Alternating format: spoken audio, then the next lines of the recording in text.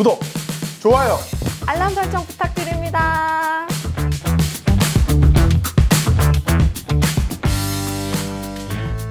네, 시민 여러분 안녕하십니까?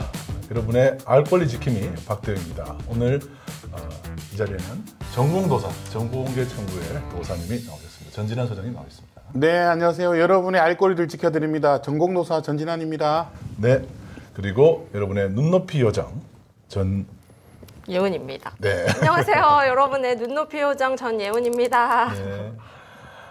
여러분 지난 한 주 어떻게 보내셨습니까? 저희들은 이제 오늘 이 주제는 검찰, 네. 우리 검사들에 대한 얘기예요. 이게 좀 더 일찍 다뤘어야 되는데 경찰, 소방단 이제 검찰을 네. 했는데 우리 또 특별 초대 손님 모시고 지난주는 또 얘기를 해봤고 네. 이번에는 검찰 여러분들 아마 이번 정부 들어서 검사 출신의 대통령이다 보니까 검사 출신의 대통령 그리고 검사 출신의 법무부 장관 이렇게 우리나라에 지금 가장 그 실세 중에 실세죠. 두 사람이 검찰입니다. 둘 다. 네. 예, 여러분들은 이제 일반인들은 사실 검사를 만나기가 쉽지가 않습니다. 네. 예, 웬만하면 뭐 경찰단에서 대부분 끝나고 검사를 직접 만날 분은 아마 많이 없을 겁니다. 그리고 또 실제로 검사가 뭐 하는 사람인지도 잘 모르시는 분들도 굉장히 많아요. 그렇죠. 예, 굉장히 어려운 이제 직업이고요, 만나기가. 네. 저는 이제 고발인 조사를 이제 수차례 해봐가지고 직접 검사 앞에서 이제 얘기도 해보고 뭐 해봤는데 또 실제로 만나보면 굉장히 젠틀해요.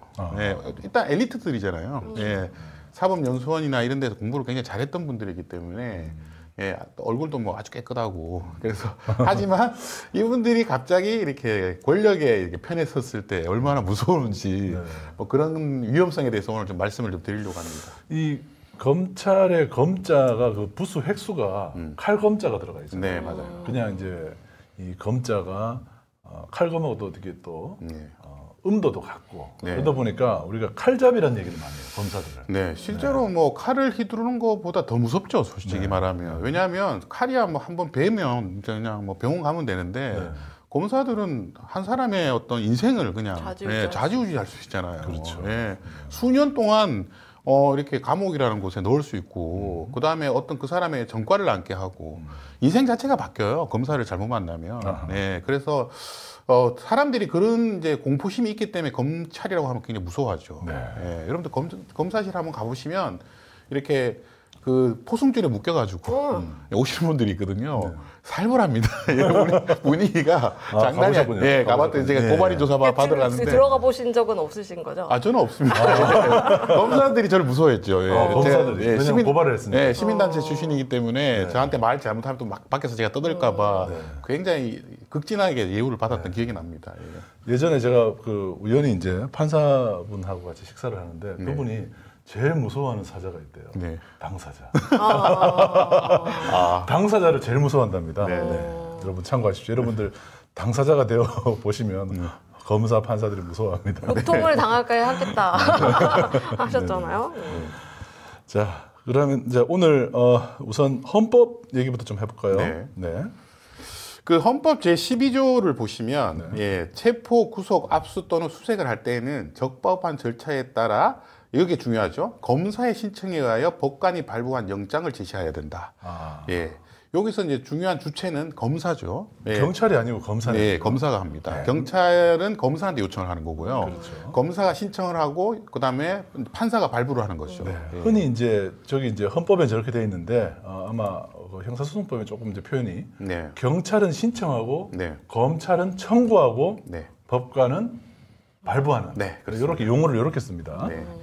근데 그 법원에 가보시면요, 구속영장이 딱 발부되잖아요. 그 순간에 기절하시는 분들도 있어요. 너무 공포스럽거든요.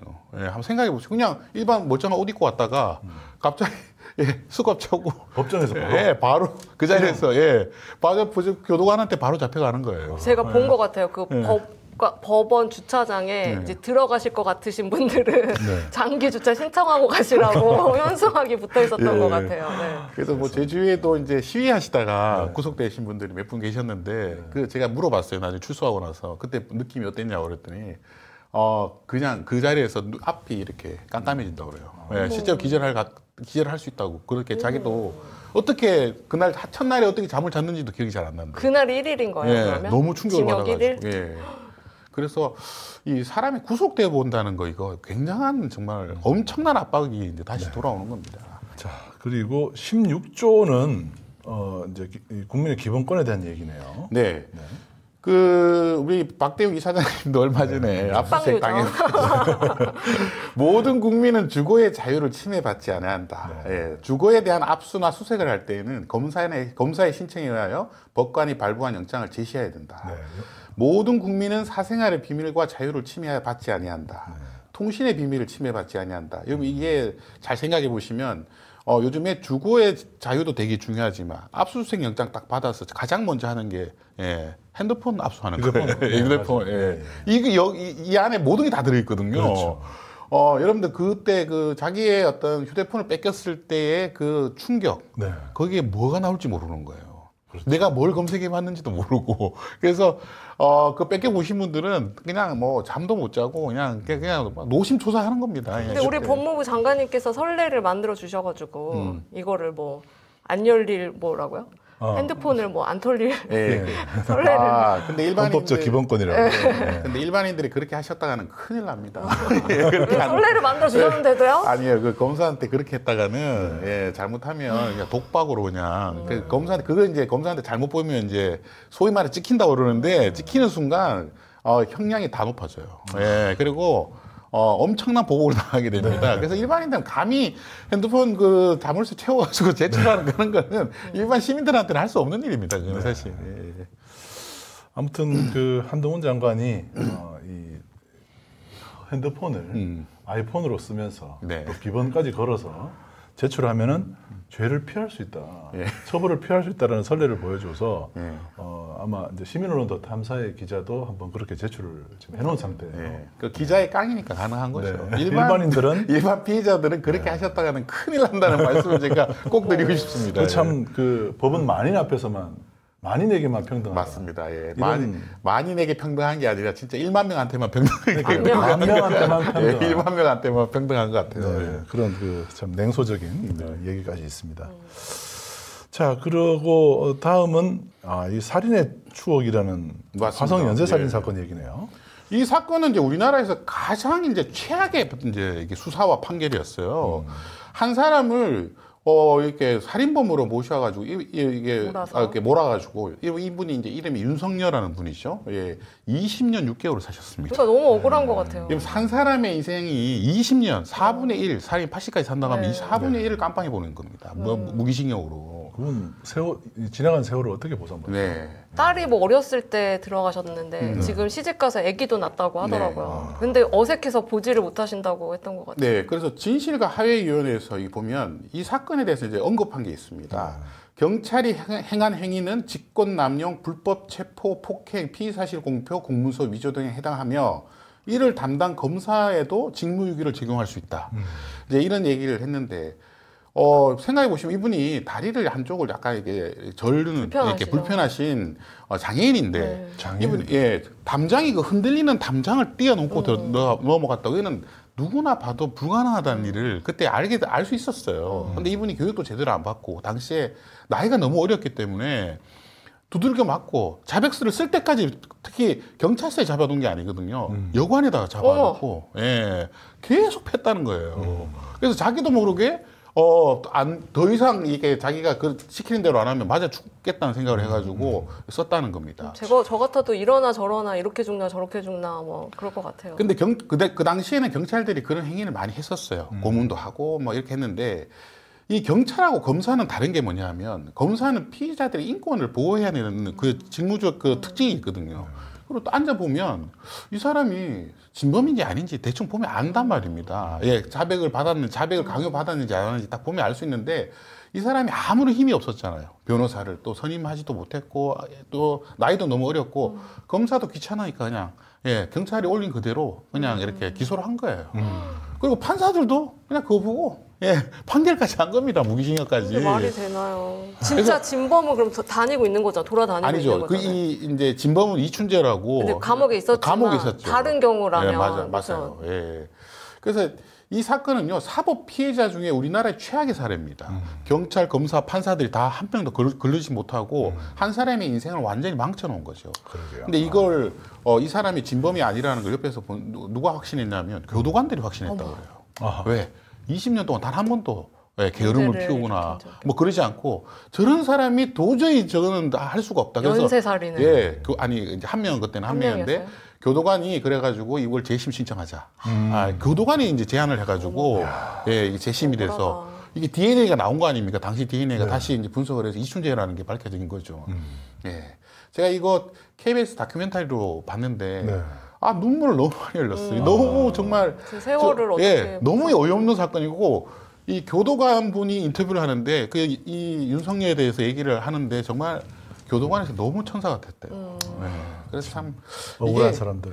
검사 한 명이 잘못하면 어떤 일이 벌어질 수 있는지 예, 그걸 알 수 있는 아주 중요한 사건이라고 할 수 있겠습니다. 네. 예. 자, 그리고 이 노무현 네. 전 대통령의 수사를 했던 사람들, 그죠? 노무현 대통령에 대한 수사를 했던 사람들이 승승장구하는 네. 모습을 또 여러분들은 보셨죠. 이제 노무현 대통령이 이제 2009년에 이제 돌아가셨잖아요. 예. 여러분들 이 사건의 핵심이 뭐라고 보십니까? 예. 제가 볼 때는요, 수사한 게 아니에요. 수사로 정확하게 증명되지 않은 않은 사실에 대해서 계속 피의사실 공표를 합니다. 망신주기를 계속 한단 말이에요. 근데 노무현 대통령이라는 분은 정치 인생에서 굉장히 청렴 이런 것을 굉장히 강조했던 사람이거든요. 그래서 이 전직 대통령조차도 그 망신 주기에 도저히 견디지를 못했던 거예요. 그리고 이 노무현 대통령에 대해만 수사를 한 것이 아니고 이분을 도와줬던 사람들, 예, 뭐 한 명도 안 빼고 다 조사를 했거든, 다 수사를 했거든, 괴롭히기를 한 거죠. 예, 그래서 노무현 대통령이 이렇게 스스로 목숨을 던질 수밖에 없었던 사례로 계속 몰아붙였던 겁니다. 그래서 이 사건 이후에 검찰 개혁이라는 이제 화두가 떠오르게 됐던 거죠. 그렇죠. 근데 정작 그 내부에서는 이때 수사했던 사람들은 승승장구해서 계속 올라가고 그런 일들이 벌어졌다는 거죠. 이 건으로 우리나라 검찰이라고 하는 이제 집단이 얼마나 무서워질 수 있다는 것을 그때 한번 보여준 온 국민들이 생생하게 경험하게 된 그런 이제 사례이기도 합니다. 네. 뭐 지금도 진행 중입니다. 이재명 민주당 대표를 대해서 뭐 어마어마한 검사들이 배치됐죠. 여러분 검사 한 명만 만나도 무섭다고 하는데 검사를 58명을 배치했어요. 이게 이제 이재명 대표가 스스로 밝힌 건데 여러분들 광주지검이 56명인가 그래요. 광주지검 전체가 광주 지역을 담당하는 전체 검사가 56명인데 58명을 배치했다고 하는 거는 이게 사람 한번 생각해 보세요. 58명의 검사가 날 다 털고 있어. 내 이 정치 인생을 다 털고 있단 말이에요. 얼마나 스트레스가 되겠어요. 예, 이게 참 국가 공권력을 이렇게 써도 되는가? 저는 좀 이게 너무한 거 아닐까? 예, 진짜. 검사 2,200명 중에 58명을 여기다 배치하는 게 맞는 건가? 좀 그런 생각이 들고. 진짜 좀 보는 사람들도 공포스러워요, 사실은. 뭐 이런 말 있잖아요. 뭐 99명의 범인을 풀어줘도 한 명의 억울한 사람을 만들지 말자, 만들면 안 된다, 맞아요. 이런 그게 말이 있는데. 형사 대정책이 형사법 정책입니다. 굉장히 형사법에서 굉장히 중요한 원칙 중에 하나고 이게 이제 억울한 사람을 만드는 순간 우리나라 형사법에 대한 진짜 믿음이 다 깨져버리거든요. 그렇죠. 저도 과거에 이제 사법 피해자라는 분들을 만나게 되는데. 이 사법 피해자라고 주장하시는 분들의 상당수가 정신적으로 굉장히 문제가 생겼어요. 왜? 이렇게 생각해 보시면 다 자기가 도청당하고 있다. 또 언제 누군가 날 쳐다보고 있다. 또 나는 언제도 내가 생각만 뭘 해도 이 생각을 누가 들여다보고 있는 거 아닌가. 이런 얘기를 막 하세요. 예, 너무 억울하니까. 트라우마 때문에. 네, 트라우마 때문에. 그래서 이 사법 피해자들이라고 주장하시는 분들은 하여튼 본인이 힘이 없고 돈이 없기 때문에 백이 없기 때문에 이런 일을 당했다고 이제 생각하시거든요. 억울합니다. 법이 원래 그런 분들을 지켜주라고 있는 건데. 네, 그렇죠. 그렇게 괴롭히고 있으면. 실제로 그 사법 피해자 분들을 만나 보면요, 정말 너무나 많은 피해 사실에 대해서 기자 앞에서 계속 반복적으로 얘기합니다. 근데 이제 그분들하고 대화하다 보면 그분들이 얼마나 억울하고 답답한지도 느끼면서 동시에 이게 피해 사실들이 머리에 그냥 새겨져 있는 거예요. 기억돼 있다기보다는 그냥 돌로 이렇게 새겨진 것처럼 계속 반복합니다. 계속. 예. 전 팀장님 제가 문제 하나 내볼까요? 네. 아파트에 사는 사람하고 고시원에 사는 사람하고 누가 구속률이 높을까요? 당연히 고시원. 네. 왜 그렇습니까? 왜? 주거지가 불분명하다고 생각하거든요. 네. 근데 고시원에 사는 사람들은 대부분 돈이 없잖아요. 네. 돈이 네, 없으니까 고시원에 살겠죠. 돈이 없으니까 고시원에 살잖아요. 근데 고시원에 살면 검찰이나 경찰에서는 주거지가 불분명하다고 하거든요. 그래서 구속시켜요. 그러니까 돈이 없다고 자기 구속됐다고 그렇게 이제 생각하게 하는 거잖아요. 당사자 입장에서는. 그리고 자기 집을 소유하고 있는 사람들 있잖아요. 구속 잘 안 돼요. 왜? 소재가 주거지가 명확해. 명확하다고 생각하거든요. 예. 그러니까 부자들은 예. 구속될 가능성이 낮다. 맞다는 거죠. 실제로 구속영장에 보면은 뭐 주거 불분명 네. 혹은 사는 곳이 일정치 네. 않고 이렇게 적시된 경우가 많아요. 그러니까 도주 우려. 예, 도주 증거인멸 그다음에 주거지 불분명이거든요. 이런 건데 아니 돈이 없어서 주거지가 불분명한데 맞아요. 예, 나를 구속시키는 거야. 여러분들 구속된 상태로 수사를 받으면요 너무나 억울해요. 일단 왜냐하면 쫄고 들어갈 것 같아요. 그보다 방어권 행사를 못해. 왜냐면 뭔가 자기가 변호인을 만나가지고 계속 방어권 행사해야 되는데 하루 종일 구치소에 있어요. 전화 통화도 안 되잖아요. 예, 그러니까 검사가 뭘 수사하고 있는지도 몰라. 예, 그래서 굴비 엮여가지고 이제 검찰청에 끌려 나가면 예, 자기의 어떤 방어권이 다 무너지게 되는 거예요. 희망이 없을 것 같아요. 그러니까요. 그러니까 이 사람들이 사법 피해자가 돼가지고 나중에 정신적으로도 아파지고 뭐 그 피해 의식이 말도 못하는 겁니다. 예, 그래서 만약에 그런 분을 자식을 두고 있는 분들은 어떻게 했겠어요? 너무 마음 아플 것 같아요. 예, 부모가 돈이 없어가지고 이렇게 되는 거 아닌가? 그런 이제 생각을 한다는 청취의 한이 말입니다. 되겠어요. 예. 제가 그래서 요즘에 검찰 드라마를 안 봐요. 옛날에 검찰도 나오는 드라마 많았잖아요. 예. 비밀의 숲 같은 거. 예. 근데 요즘에는 좀 아닌 것 같아요. 그런 드라마는 비밀의 숲이 시즌 3가 이제 곧 나온다고 하는데 지금은 좀 안 볼 것 같아요.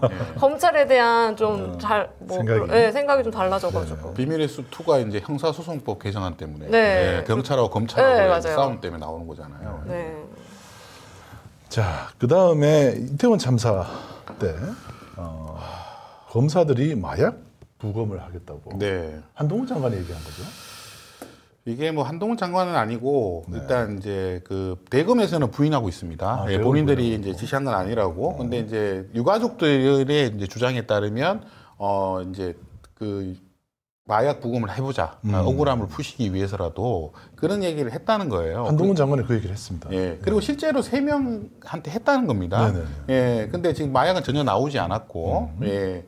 근데 이게 얼마나 사고사로 또 이제 다 이게 돌아가셨는데, 이태원 참사로 돌아가셨는데, 그 사건을 밝히려고 하는 부검이 아니고, 이 사람이 지금 마약을 했는지 안 했는지를 그 정말 유가족들한테 얘기했다는 것 자체가 얼마나 모욕적이겠어요. 예. 지금, 이걸 왜 하는지 잘 모르겠어요. 뭐가 이걸 뭐 밝혀가지고 뭐 이미 다 망자가 되셨는데 이걸 왜 유가족들한테 얘기했는지 저는 지금도 이해가 안 됩니다, 사실은. 그래서 본인들의 본인들이 그날 했던 그 경찰의 행위를 정당화시키려고 하는 그거 이외에는 더 이거 없잖아요.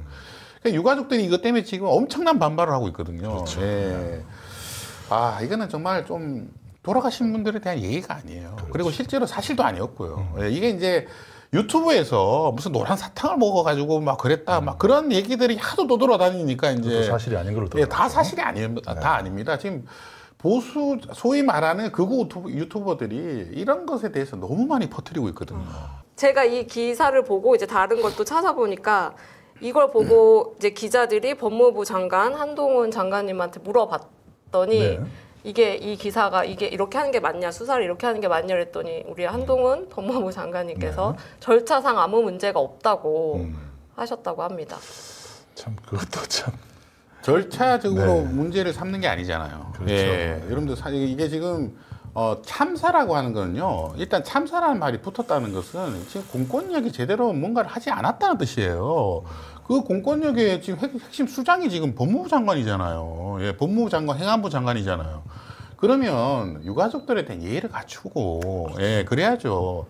유가족들이 무슨 본인들이 뭐 이적 단체입니까? 예, 그 자꾸 이런 식으로 대하면 안 된단 말이에요. 마치 남의 얘기하듯이. 그러니까 지금 유가족들이 지금 얘기하는 게 2차 가해라는 것도 사실 이런 거거든요. 네. 왜냐하면 망자에 대해서 지속적인 어떤 충격적인 발언이라든지, 그러니까 너무 전혀 공감하지 인간적인 어떠한 공감 능력도 보여주지 못하는 행안부 장관 그리고 이 법무부 장관의 발언들 때문에 총리 이런 사람들의 발언들 때문에 너무 2차 가해에 시달리고 있어요. 그러니까 사실 그 장관이나 이런 총리쯤 되는 사람들은 대통령도 포함해서 유가족들의 아픔을 지금 감싸 안고 그들을 이해해 주려 하고 찾아가서 함께 그들을 보듬어 준다든지 이런 노력을 하지 않고 우리 국민이 아닌 것처럼 취급하잖아요.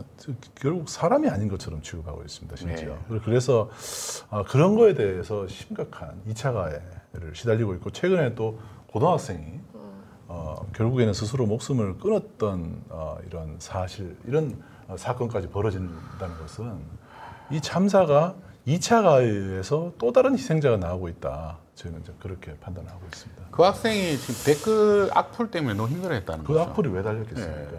한동훈, 윤석열, 그다음에 이상민 같은 장관, 대통령 이런 고위공직자들이 희생자들을 향해서 2차 가해를 하고 있기 때문에 거기에 덩달아서 그런 악성 댓글을 다는 겁니다. 그러니까 친구 3명하고 갔는데 본인만 살아 돌아왔다는 것 때문에 너무 힘들어했고 또 그 악플에 시달리다가 본인도 너무 괴로워하다가 이제 돌아가시게 된 건데 우리가 이렇게 너무 이렇게 어린 학생이잖아요. 너무 인생이 구말리 같은데 그렇게 돌아가시게 해두면 안 된단 말입니다.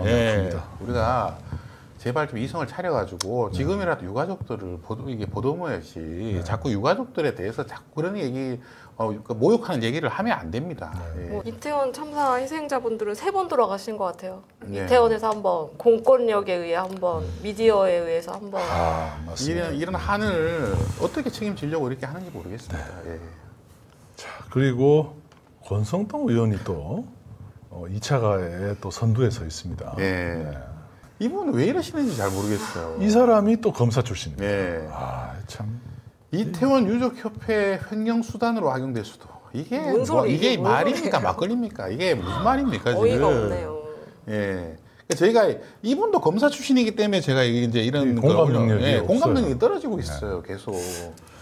그러니까 자꾸 범죄자 취급을 한단 말입니다. 자꾸. 그래서 이 피해자들에 대해서 뭔가 책임감을 가지고 지금 집권 여당이잖아요. 집권 여당에서도 가장 힘이 좀 센 사람이라고 알고 있는데 이런 식으로 얘기하면 또 좌표 찍게 돼가지고 지금 그렇죠. 그래서 이렇게 말을 하니까 지방 의원도 막 그런 얘기 나오고 지금 그러는 거예요. 세월호는 갑자기 왜 나온 거예요? 세월호 욕보이지 아니 저는 좀 이해가 안 됩니다 지금. 세월호가 무슨 횡령수단이 됐다는 겁니까 무슨 지금? 소리일까요? 자, 검사의 권한과 책임에 대해서 검사는 도대체 이 권한이 어디까지인가 한번 좀 따져볼까요? 여러분들 이제 제가 이런 말씀을 좀 드리겠습니다. 여러분의 자녀들이 지금 구급 공무원 이제 공부하시면 요즘 구급 합격하기도 너무 어렵습니다. 그래서 전통적으로요 구급을 합격하면 서기보라는 직책을 받게 됩니다. 9급 서기보, 8급 서기, 주사보, 주사 요까지가 6급이에요. 9급, 8급, 7급, 6급. 이거를 이제 주무관이라고 그럽니다. 그런데 공무원들 만나셔가지고 주무관님이라 하면 9급부터 6급 사이예요. 실무자들이죠. 그다음에 이제 행정고시를 합격하면 사무관이 됩니다. 5급 사무관. 그다음에 한 10년 이상 일하면 4급으로 승진해요. 그게 서기관이라고 그래요. 근데 검사가 되면 부의서관이 됩니다. 그러니까 3급이 3급 벼부를 받아요. 그러니까 행정고시 합격하고 20년 가량을 일을 해야 3급이 되거든요. 근데 검사는 3급 대우를 받아요. 이게 잘 모르는 사람들이 대부분이에요. 제가 이거 이제 어떤 자리에서도 이 검사는 3급 대우를 받는다고 해도 안 믿어요, 사람들이. 맨 꼴찌 검사님도 그러니까 행정고시나 사법시험이나 사법고시나 이렇게 되면은 급수가 같은 줄 알았는데 달라요. 다르군요. 검사 판사는 상급 대우를 받는데 요즘은 검사를 어떻게 돼요? 요즘에는 요즘은 이제 다시 이제 변호사들 중에서 이제 뽑게 돼 있습니다. 여러 가지 이제 봐가지고 그 옛날에는요 수사지휘권이라고 그래가지고 검사가 20대 검사가 되면 경찰서장에 대해서 수사지휘권을 가지고 있었어요. 당시에 요즘도 그렇지만 경찰서장이 뭐 50대 중반도 있고 그렇잖아요. 근데 검사가 더 높아요. 요즘은 조금 달라졌습니다만 경찰서장이 보통 4급 대우를 받거든요. 근데 검사는 발령받자마자 부의사관이 되는 겁니다. 이 부의사관이라는 자리는요, 여러분들 나중에 부천나 이런 데 가보시면 주로 이제 국장급이에요. 여러분들 국장이라고 하는 자리는 어마어마하게 높은 자리입니다. 그래서 그런 자리를 한 번에 되는 거죠. 그래서 여기 보시면 황운하라고 하는 이제 경찰 출신의 이렇게 국회의원이 이것이 특혜다라고 이제 해서 이런 직급을 낮춰야 된다고 이제 주장하시면서 이제 얘기를 한 것이죠. 네. 이건 자기네들이 검찰들이 우리가 이렇게 하자 하면 할 수 있는 거예요? 급을 좀 우리 맨 마지막에 막내도 3급 해봐 이렇게 해가지고 할 수 있는 거예요? 아, 이제 급수라는 것은요, 이게 이제 여러 가지 정확하게 있는 건 아니에요. 근데 아까도 말씀드렸듯이 경찰서장에 대한 수사 지휘권이 있기 때문에 옛날에는요, 지금은 아니지만 그래서 수사 지휘권이 있기 때문에 경찰서장이 4급이니까 네. 본인 한 급수 위라고 생각하는 거죠. 3급이라고 생각하는 거죠. 예. 그 이제 사실 이제 3급에 준하는 대우로 이제 볼 수 있는 근거가 황운하 의원이 제시한 표가 있네요. 네, 여기 네. 보니까 급여가 정말 그 3급 공무원이랑 기본급이 비슷하네요. 네, 그렇게 돼 있고요. 네. 여러분들 또 이제 아셔야 되는 게 우리나라 이제 그 단위로 보시면 청자가 붙은 곳은 제일 높은 사람이 차관급이에요. 네, 경찰청장 이게 차관급입니다. 검찰. 국세청장 그다음 또 차관급입니다. 근데 검찰청 네. 청이잖아요. 똑같아야 되는 네, 근데 검찰청에서는 차관급이 40명이에요. 네. 그래서 수가 기본적으로 너무 높으니까. 네, 그리고 검찰총장은 장관급도 아니라고 생각해요. 본인들은 장관보다 더 높다고 생각해요. 네. 장관도 잡을 수 있으니까. 네, 그래서 이거 가지고 이제 그때 여러분 잘 생각하시겠지만 추미애 장관하고 엄청난 갈등이 있었잖아요. 그렇죠. 예. 추미애 장관은 본인이 수사 지휘를 할 수 있기 때문에 본인의 지휘를 받아야 된다고 하고 검찰총장은 나는 하수인이 아니다. 네. 법무부 장관 하수인이 아니다. 이렇게 막 싸움이 붙었단 말이에요. 네. 그게 그만큼 검찰청이라는 조직이 특이한 조직이에요. 예. 차관급이 40명입니다. 그러니까 차관급이 되면 별도의 차량도 나오고 또 이 뭐라고 하죠? 사무실 크기도 다르고 뭐 여러 가지 부속실. 예, 여러 가지 부속실도 준하는 어떤 예우가 있거든요. 그걸 40명한테 하고 있다는 거죠. 자, 그러면 검사의 권한 예. 어떤 게 있습니까? 우리가 뭐 대체로 아는 것은 뭐 기소한다, 재판에 이제 회부하는 범죄자를 재판에 회부하는 역할을 하는데요. 수사도 할 수 있고. 네. 여러분들 우리나라는요 자력 구제가 안 되잖아요. 네. 누구한테 맞았다. 네. 그러면 보복을 할 수가 없어요. 그럼 저 사람을 국가에 의해서 이제 처벌을 해달라고 하는데 법에 그 국가라고 하는 것이 바로 검사입니다. 예, 검사만이 처벌을 할 수 있어요. 그게 공소라고 하는 겁니다. 예, 공적인 소를 제기한다. 예, 공소가 되고요. 여러분들 민사 소송을 하는 거는요 사소입니다. 사소. 예, 이거는 아무나 할 수 있어요. 사소는. 예, 그냥 내가 손해를 입었다고 하면 일반 국민들도 예, 소송을 제기할 수 있는데 처벌과 관련해서는 검사만이 할 수 있어요. 네. 공소라는 게. 그러면 검사가 처벌 안 한다. 그럼 처벌 못 하는 거예요. 살아서 나가냐고. 예. 아니 검사가 만약에 처벌 의지가 없다. 그러면 아무리 억울한 일을 당해도 아까 사법 이제 피해자들 있잖아요. 사법 피해자들 중에 더 많은 게 뭐냐면 내가 가해자가 돼가지고 처벌을 많이 받았던 것보다 내가 억울한 일을 당했는데 다른 사람을 처벌하지 않았다. 이것 때문에 더 억울하다고. 또 이제 그런 사법 피해자들이 더 많아요. 왜? 뭐 강력한 뭐 예를 들면 정관이었던 변호사를 쓰거나 뭐 엄청난 변호사 이런 걸 쓰면 검사가 수사지가 조금 약해지거든요. 예. 아무래도 그 사람의 옛날에 검사 시절에 위에 있던 사람이 변호사를 하니까 그래서 억울하다는 얘기가 나오는 거예요. 예. 그래서 여러분들 검사가 얼마나 중요한 존재입니까? 예, 누가 처벌을 해야 되는데 검사가 처벌 의지가 없으면 처벌 못 한다니까요. 예. 그다음에 수사할 수 있죠. 그다음에 법원에 대해서 뭐 법령의 정당한 이제 적용 청구를 할 수 있고 재판 지휘할 수 있고 예, 이런 여러 가지 얘기를 다 할 수 있는데 가장 중요한 건 공소죠. 공소. 예. 재판 어떤 사람을 재판에 회부할 수 있는 능력, 그 권한을 갖고 있는 것이 가장 중요하고. 네, 그렇습니다. 그리고 거기에 더해서 스스로 수사도 할 수 있는 권한도 네. 갖고 있다는 거죠. 그러니까 수사하는 주체와 그 기소하는 그 공소를 제기하는 주체가 달라야 됩니다. 원래는 왜? 그러면 기소를 남발할 수밖에 없거든요. 수사하는 사람이 기소를 하게 되면 공소를 하게 되면 예, 그래서 외국 같은 데는 공소와 그 수사권이 나눠져 있단 말이에요. 그래서 서로 견제를 한단 말입니다. 근데 우리나라는 이게 이제 같이 있는데 이번에 뭐 검수 완박 때문에 상당히 이제 그게 보완이 되긴 했는데 지금도 검찰에서는 굉장히 반발을 하고 있죠. 네. 자, 형사소송법을 보면 실제로 공소는 검사가 제기하여 수행한다. 네. 이렇게 되어 있네요. 굉장히 중요한 얘기고요. 그보다 더 중요한 게 기소 편의주의입니다. 예, 이게 이제 법에서도 나와 있는데 여러분들 이게 양형의 조건이라 나와 있잖아요. 이게 보면 범인의 연령, 성, 이제 뭐 여러 가지 지능, 피해자에 대한 관계, 범행의 동기, 수단, 범행 후의 정황 이런 걸 보고 봐줄 수도 있어요. 공소를 제기하지 아니할 수 있다. 네. 이런 얘기가 있네요. 그렇죠. 여러분들 공소를 이게 공소 법정주의가 되면 반드시 공소를 해야 되는 건데 우리나라는 공소 편의주의를 하고 있거든요. 그래서 검사가 봐줄 수 있습니다. 네. 예, 그래서 기소유예 제도도 있고요. 기소를 아예 안 하는 경우도 있고요. 그 다음에 공소를 제기했다가도 공소를 취소할 수도 있어요. 그래서 우리 검찰에서 이제 그런 얘기가 있습니다. 이제 저도 이제 변호사님들한테 들은 얘기인데 검찰은 기소해서 명예를 얻고 봐줘서 돈을 번다. 이런 얘기가 있어요. 왜? 그 사람들이 나중에 변호사 개업하면 좋은 데 취업하거든요. 예. 주로 자신을 채용해 줄 만한 분들의 힘을 가진 분들. 뭐 예를 들면 대기업 회장이라든지 이런 분들이죠. 다. 예. 그런 사람들은 구속되게 하고 그냥 집행해서 잘 사는 경우가 거의 없어요. 사실은. 단어도 어렵고 법은. 그래서 이렇게 사건을 덮으면서 돈을 번다. 그게 바로 이제 기소 편의주의에서 비롯된 것이다. 네. 그런 것이죠. 그런 얘기를 하고 있습니다. 자, 그리고 검사들끼리는 또 이렇게 우리가 남이가 이런 게 있습니다. 네. 검사를 이제 공소하거나 징계할 때는 또 많이 봐주죠. 네. 검사 동일체라는 것이 요즘 없어졌습니다. 그 원칙은. 죄를 저질렀을 때도 이렇게 작용이 되는 그런 음주운전 검사는 검사를 이제 견책한다거나. 견책이라는 징계는 이제 사실 징계가 아니거든요. 체하로 이제 하는 건데 책임이 있다고 본다 이 정도인 것 같아요. 네, 그렇죠. 음주운전 요즘 하면요 다른 직장은요 파면돼요. 큰일 그렇죠. 납니다 진짜. 큰일 근데 견책했다 이게 너무하는 거죠 이게. 이러고 보면 검찰들도 참 밥그릇이 소중하다 이 생각은 하고 계신 것 같아요. 그렇죠? 그리고 유퀴즈라는 그 TV 인기 프로그램에 출연했던 검사가 책을 팔아서 그렇게 돈을 많이 벌었다.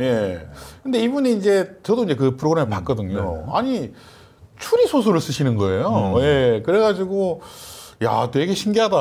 그리고 그때 유재석 씨하고 막 이렇게 했는데 너무 재밌더라고요. 근데 알고 봤더니 이분이 소설을 쓰면 그 돈을 받잖아요. 판매 인세를 받는데 그것에 대해 겸직 신고를 안 했던 거예요.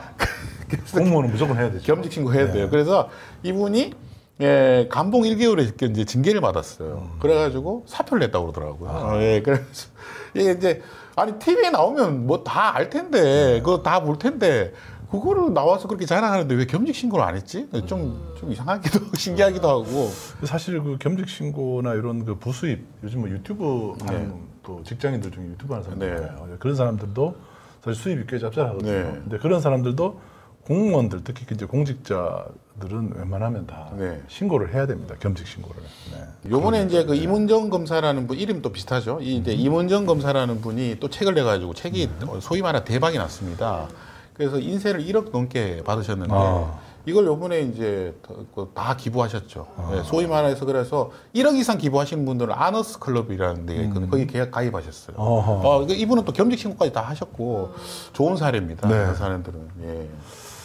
자, 여러분들 아마 검사가 제가 이제 정보공개 청구를 할 때 대검찰청에 정보공개 청구를 한 적이 있는데 검사 징계 내역이라고 정보공개 청구를 했었어요. 그랬더니 대검에서 한 줄로 딱 답변을 했습니다. 뭐냐 하면 관보에 다 게시돼 있다는 거예요. 그래서 제가 그때 깜짝 놀랐어요. 징계 내역이 인사정보잖아요. 공무원의 인사정보, 특히 이제 징계 내역을 보려고 그러면 쉽지 않습니다. 왜냐하면 정보공개법 9조에 보면 비공개 대상 정보에 인사에 대한 정보를 비공개한다고 돼 있어요. 그런데 그 예외적으로 검사에 대한 징계, 판사에 대한 징계는 관보에 상세하게 실명으로 공개돼 있습니다. 그건 또 왜 그럴까요? 그만큼 제가 말씀드렸지만 검사는 너무나 중요한 책임을 갖고 있기 때문에 그 사람들이 잘못하면 아까 말씀드렸잖아요. 뇌물 1억 받고 만약에 기소 안 했다. 피해자들은 정말 상상할 수 못하는 피해를 받게 되잖아요. 아니 그런 걸 알아서 관보를 이렇게 해놓고서는 잘못을 많이 하고 계시잖아요. 그러니까 이제 그만큼 이제 중요하기 때문에 그렇고 여러분들 대한변협에 들어가시면 변호사들의 징계 현황도 볼 수 있습니다. 그렇죠. 그러니까 이만큼 이 검사, 판사 그다음에 변호사들은 우리나라 사법 체계를 이제 근간들이잖아요. 그러니까 이분들의 잘못에 대해서는 이제 다 공개하는 것을 원칙으로 하고 있습니다. 딴 건 다 원칙도 안 지키고 딴 건 다 자기 마음대로 하면서 이건 또 이렇게 하는 것도 좀 네. 미안하네. 자, 지금 이 시사인에서 보도됐던 그 검사들 징계 내역이네요. 네. 이 보시면 이제 뭐 음주운전 이런 거는 뭐 너무 많고요. 여기 보면 동료 직원 성추행. 예. 그래서 불구속 기소 후에 2심 징역 8개월 집행유예 2년 나와가지고 집행유예네요. 퇴임됐습니다. 네. 그러니까 실제로 이것도 또 집행유예잖아요. 집행유예네. 예, 이 성추행 피해자는 얼마나 화가 나겠습니까? 예. 그 다음에 보면 뭐 돈 받은 것도 나오죠. 사무관리 1억 원 수수. 예, 이런 게 이제 사법 체계를 근간을 흔드는 이제 예, 그런 거고요. 예. 그 다음에 뭐 면직된 거 봐도 제가 볼 때 이해가 안 되는 게 많은데. 자, 해임과 면직의 차이가 있죠. 네, 해임은 말 그대로 이제 자른 거예요. 해고입니다, 해고. 면직은 본인이 그만둔 거예요. 이렇게 되면 뭐 변호사 개업하는데도 큰 문제가 없고요. 예, 여러 가지 뭐 아무런 뭐 불이익이 없는 거죠. 그냥 나간 거예요. 그러면 해임 될 것 같으면 면직하면 되겠네요. 보통 많이 그렇게 하는데 그 면직을 못하게 하죠. 만약에 너무 악의적이면. 그래서 징계를 한 다음에 면직을 받아주는. 그래서 해임을 시키는 그런 이제 그런 절차를 정합니다. 그래야 되는데 안 그럴 것 같은데 검찰들은. 네. 보시면 뭐 뒤에 정직 같은 것도 보시면 너무 특이한 게 많아요. 이게 보니까 이 최인호 변호사 법조 비리 사건이라는 게 아주 크게 났었네요. 예, 그래서 이게 뭐 21페이지에 그 면직에도 최인호 변호사 법조 비리, 예, 그다음에 여기도 법조 비리 이렇게 나오고요. 그다음에 성매매, 맞습니다. 약식 기소로 약간 나오죠. 약식 기소, 예, 봐줄 때 약식 기소한다고 벌금 200만 원. 예, 또 여기 보면 음주운전, 예, 0.083. 약식 기소, 예, 그다음에 벌금 600만 원. 예. 참 그 저질 잡범들의 네. 참 검사들이 이렇게 이름이 올라가 있다는 것이 여러분 여기 이름이 나오는 사람들은요 다 검사들입니다. 네. 그러니까 검찰청의 수사관이 아니에요. 검사들은 특별히 이렇게 징계 내역을 상세하게 관보에 공개하고 있습니다. 이거 한번 보시죠. 예, 주치 상태로 여성을 잡을 듯이 행동하며 쫓아감. 이거 뭐 하는 짓입니까 이게? 감복 6개월이에요. 예. 되게 구체적으로 써있는 것 같아요. 이거보다 훨씬 상세합니다. 관보에는. 여기는 짧게 요약을 한 거예요. 그리고 되게 유명한 사건 있잖아요. 사건 관련자로부터 99만 원 상당 99만 원. 만년필 및 뭐 홍삼정 수술 뭐 이런 거 나오죠. 예. 일단 그 여러분들이 이제 관보에 이제 어떻게 하면 검사들의 징계 내역을 보실 수 있는지를 짧게 안내를 좀 해드리겠습니다. 인터넷에서 검색창에 전자관보라고 치시면 되고요. 전자관보라고 치시면 인터넷 홈페이지가 이렇게 열리고 그 기본 검색에 들어가서 제목에 징계라고 치시면 뭐 여러 가지 내용들이 나옵니다. 그 중에서 공고를 찾으세요. 공고를 찾아서 그 중에 다른 것 말고요. 법무부 공고라고 되어 있는 게 있습니다. 법무부 공고를 누르면 징계 처분 결과에서 딱 나옵니다. 법무부가 공고를 하는 겁니다. 징계 처분을. 공고를 하면 어떤 식으로 나오냐면 이런 식으로 나옵니다. 법무부 공고 제 2022-273호 검사징계법 23조 2항 규정에 따라 다음과 같이 공고합니다. 2022년 9월 13일 법무부 장관이 징계 처분 결과를 무슨 내용을 보시면 인천지방검찰청 검사성 요 이제 실명이 다 나와 있는데 저희는 가렸습니다. 처분 일자는 9월 13일, 정직 1월, 그리고 징계 사유를 보십시오. 날짜, 시간까지 나옵니다. 혈중 알코올 농도 0.107%의 술에 취한 상태로 약 20km 구간을 운전하여 품위 손상 이런 식으로 구체적으로 나옵니다. 네. 이게 품위 손상이 아니죠. 그러니까 운전은 아니 무슨 품위 손상이에요? 이건 법을 위반한 거지. 그러니까요. 무슨 위법 행위. 뭐 이렇게 위법행위라고 해야지. 정직 1월. 전에 우리 봤잖아요. 상 보는 사이트, 상 받은 사이트. 상문법에서 보훈처 사이트죠. 네, 그거 따로 있고 이렇게 징계는 또 여기서 징계는 관보에 공개돼 관보에 있고, 이건 영구적으로 조금 전에 이제 변호사들의 징계는 6개월인가 이렇게 게시하는 기간이 있어요. 그 이후는 없어집니다. 네, 맞습니다. 그런데 검사나 판사 징계는요 이렇게 영구적으로 게시합니다. 그래서 이 사람들은 영원히 낙인이 찍히는 거죠. 그런데 이게 찾기가 힘들어서 일반인들이 찾기가 힘들어서 아마 보실 수 있는 분들은 아마 제한적일 것 같아요. 자, 그 다음은 이제 검사들이 나라 돈으로 세금을 받고 공부를 하거나 유학을 가는 사례들이죠. 보통 이제 판검사들은 이제 해외에 그 공부를 유학을 갈 이제 기회를 많이 얻게 됩니다. 뭐 이분들도 해외 선진의 이제 사법 체계들도 그렇죠. 공부하고 이제 그래야 되고 제 주위에도 이제 갔던 분들이 많은데 검사하면 얼마나 공부 잘하는 사람들입니까? 우리나라에서 제일 똑똑한 사람들인데 제일 똑똑한 사람들이 또 논문을 표절해요. 그러니까 뭐 이게- 게으름은 또 어쩔 수 없는 거죠. 예, 이걸 똑똑하다고. 요즘에 이걸 이제 그 셜록이라고 하는 그 이제 또 대한 언론이죠. 예, 거기서 탐사 보도 지금, 매체. 탐사 보도를 지금 하고 있어요. 네네. 예, 이건 근데 당사자들은요 부끄러워야죠. 예. 도둑질이에요. 네, 표절은. 이거는 표절뿐만 아니라 국가 세금으로 이렇게 네. 큰 혜택을 받고 갔다 오는데 그에 대해서 이 국가 체계 운영 잘 되게끔 좋은 논문을 쓰려고 해야지 남의 걸 이렇게 뺏겨가지고 그렇죠. 표절률이 93%. 이거는 진짜 안 같은 되는 논문인데. 거예요. 그냥 같은 논문. 조사 그치. 빼고는 다 뺏긴 거예요. 그러니까 이름 빼고. 예. 네, 이름 어떻게 빼고는 이런 다. 표절률 93%는 전 처음 보는 것 같습니다. 예. 공저자 이름 포함해서. 근데 말이 안 되는 게 유학을 가면은 그 나라 언어를 잘해야지 공부를 할 수 있는 거잖아요. 그리고 독일만 해도 법 공부하려면 거의 현지인과 독일인과 같은 실력을 가져야지 최고 등급을 받아야지 법대에 입학할 수가 있거든요. 근데 엄청 그렇게 그 나라 언어를 잘해야지 이거 공부를 할 수 있는 건데 그 나라 언어를 잘하는 검찰들만 보낸 걸까요? 네. 그런 게 아니잖아요. 실제로는 뭐 그렇게 이제 효과가 없을 것 검사들이나 같은데. 판사들은 뭐 그게 학교 입학하는 것이 뭐 어려운 일은 아니고요. 그냥 보통 가시면 골프 많이 치고 옵니다. 근데 골프를 치는 건 좋은데 또 이렇게 1년에 한 편 쓰는 거잖아요. 1년에 뭐 여러분들 논문 하나 쓰는 게 그렇게 어려운 게 아니거든요. 그래서 좀 열심히 하고 또 한글로 써가지고 또 최근에는 바꿔주는 이렇게 여러 가지 사이트도 많잖아요. 네. 근데 93% 이런 거는 80%막 이런 거는 진짜 너무 심각한 아니, 문제죠. 논문 쓰러 가는 게 아니라 배우러 가는 거잖아요. 그렇죠. 네. 7년간 검사들 국외 훈련비가 303억이 지금 지원됐다는 거 그러니까 아닙니까? 이거는 좀 어마어마하네. 네, 이거는 생각을 하면은 현실적으로 가능한 일이 아닌 것 같아요. 그 나라 언어를 못하는 사람들 거기다 보내놓고 배워와라 하는 게 저는 우리 또 불가능한 일이에요. 독일어 전문가이신 우리 네. 팀장님. 아, 그리고 또 생각해보니까 이쪽에서도 열이 나고 있습니다. 아, 유학을 이렇게 한다니까 네. 검찰은 독일 말로 슈타트 안발이니까 네. 변호사는 안발트 네. 검찰은 슈타트 안발트인데 슈타트가 도시 막 이런 시 이런 거거든요. 네. 그러니까 시의 변호사라고 독일 말로 이렇게 분절하면 그렇게 생각이 들어요. 그러니까 시민들의 변호사라는 얘기거든요. 그래서 억울한 일을 하면 안 되고 시민들을 위해서 일하셔야 되는 분들이지 자기의 집단을 위해서 일하시는 분들이 아닌데 네. 네, 독일 말로 따져보니까 그렇네요. 자, 그 다음에 이 검찰이라는 조직이 이렇게 이 어마어마한 권력을 가지고 있고 상당히 그 중요한 국가기관인데도 불구하고 국민의 세금으로 운영되는 곳인데 알 권리에 있어서는 거의 꼴찌인 것 같아요.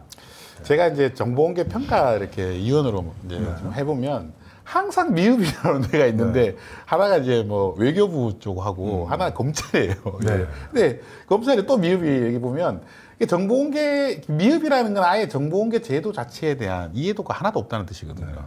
이런 거는 그리고 또 이게 특히나 2019년에 원문 공개가 단 한 건밖에 없었다는 거예요. 그런데 원문 공개 웬만하면 진짜 100건 아무나 할 수 있거든요. 그냥 뭐 웬만한 자료도 그냥 뭐 보도 자료도 있고 뭐 여러 가지 있는데 이런 걸 아예 다 비공개해 버린 거죠. 그러면 선생님 검찰에 대해서 정보 공개 청구를 할 수 있는 건 예를 들면 뭐가 있을까요? 아니 뭐 많죠, 똑같죠. 예, 거기 뭐 검찰총장 업무추진비 이런 거 청구도 할 수 있고, 그 다음에 물품 관리 대장 청구할 수 있고, 뭐 출장 얼마나 가는지 할 수 있고. 그러니까 한동훈 그런 거 있네요. 다 청구했잖아요. 법무부에도 할 수 있고. 그 제가 예전에 한번 검찰청에 제가 검찰청 출입 기자 때 어떤 걸 청구했냐면 전국 그 지방검찰청에 제가 이제 그 춘천지검에 네. 그 출입할 때 검사장 방을 갔는데 지금 우리 스튜디오 면적이 한 3배쯤 되는 곳에 혼자 있더라고요. 네, 맞아요. 그래서 하도 넓은 데 있어서 검사장이 저 멀리 있어요. 그래서 인사하러 가는데도 한참 걸렸어요. 와. 그래서 그런데 검사들 방에 갔더니 검사들은 그 서류들 있잖아요. 수사 서류가 그냥 쌓여서 거기에 막 그 발이 막 채이는 거예요. 네. 걸어 다닐 수가 없을 정도로 좁은 데서 일을 하더라고요. 그래서 야, 이 면적도 권위의 상징이에요. 맞습니다. 그래서 전국 지방검찰청의 검사장실 면적 그리고 검찰청 연면적 이걸 나누기를 해서 한번 비교를 한 적이 있어요. 그랬더니 어느 검찰청 건물이 가장 권위적이다. 가장 많은 면적을 차지하고 있는 검사장은 바로 이 사람이다라고 그거는 찍은 그래도 적이 있습니다. 공개를 해주셨나 봐요. 그거는 이제 연면적과 면적은 괜찮다고. 행정 정보니까요. 그런 것들은 이제 쉽게 받을 수가 있죠. 수사 정보가 아니면은 뭐든지 다 세금으로 쓰는 거니까. 저는 이제 신입 간사 시절에 차장 검사방을 가본 적이 있습니다. 부장 검사 위에가 차장 검사입니다. 예. 엄청 높은 사람들이에요. 부장 밑이 아니고 예, 위예요? 위입니다. 예. 그 검찰은 신기한 게 부장 위가 차장이에요. 근데 희한하다. 왜냐면 검사장의 차다 이렇게 생각하는 거예요. 예. 부검사장이죠. 네. 갔더니 사람이 안 보여.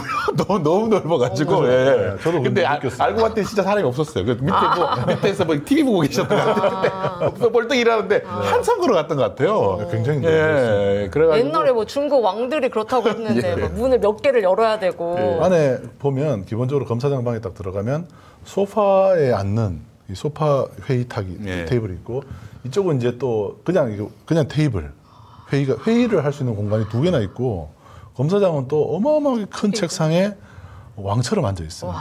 그래서 그걸 보고 야 이건 정말 저는 문 열고 가다가 이렇게 무릎으로 가게 될 것 같아요. 가다 보면 엎드려 있을 것 같고 네. 그러네요. 그때 이제 저희를 인도했던 이제 기자가 있었습니다. 중앙일보 기자였는데 저한테 진짜 높은 사람 만나는 거라고 지금 그 여러분들 그래서 우리 활동가님들이 그래서 저는 차장검사에서 뭐 그렇게 높은 사람인가 그렇게 했더니 방에 들어갔고 너무 놀래가지고 진짜 그래서 깜짝 화분으로 안 가려나요? 자기 색상 안 보이게?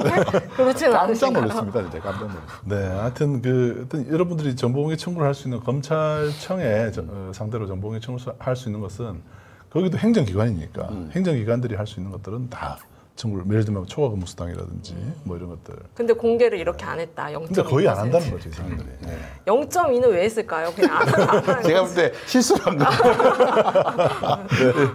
그러니까 기본적으로 이게 상당히 그 폐쇄적으로 운영되는 대표적인 기관 중에 하나가 대검찰청. 네. 이 말은 뭐냐면 국민들의 알 권리는 대검찰청이 존재하지 않는 거죠.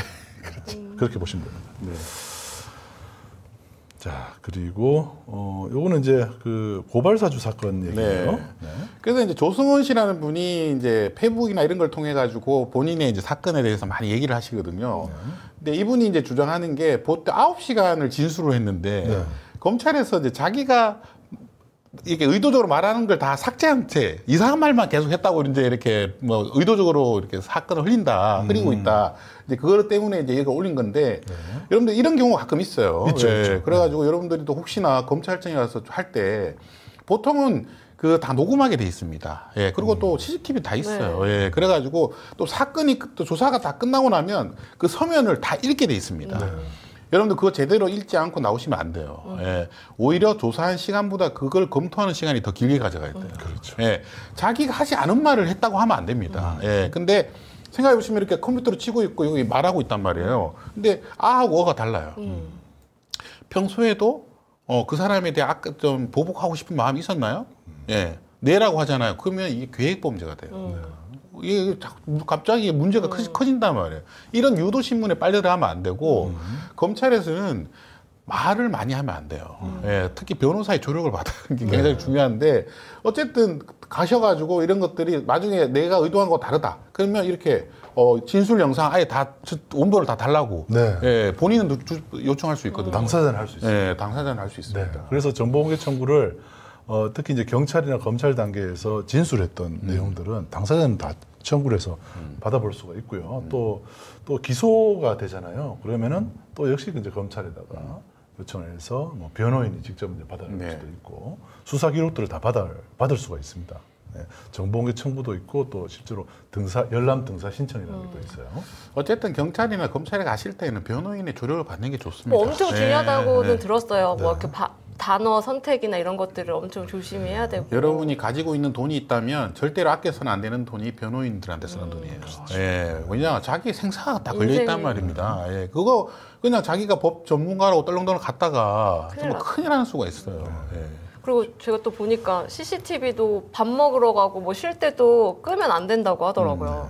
계속 돌아가고 있어야 된다고. 요즘 뭐 박대웅 이사장님께서 아주 많이 느끼고 계실 거예요. 어제 갔다 오셨어요.